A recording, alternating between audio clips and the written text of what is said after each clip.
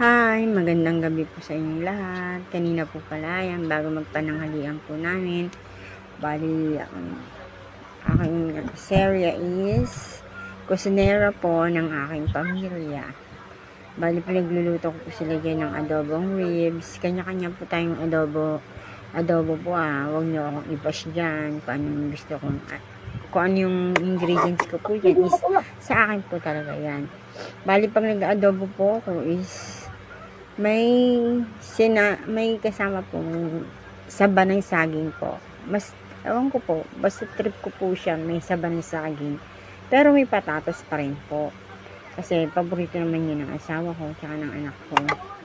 Yun, tapos bali ang ingredients lang po dyan is Sprite, oyster, toyo, tapos seasoning, bawang, sibuyas. Ginisa-gisa ko lang po siya, yung bawang sibuyas. Tapos, ilagay ko pa yung karne. Tapos, ginisa-gisa ko po. Tapos, matapos kong igisa, matapos kong megas, nilagyan ko na po siya ng Sprite. Tapos, pinaiga-iga ko po hanggang sa matuyo. Yan. Kasi, ganun po mag-adobo.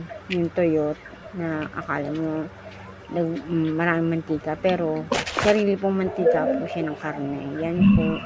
So, dito na lang po. Gutom na po kami. Bye!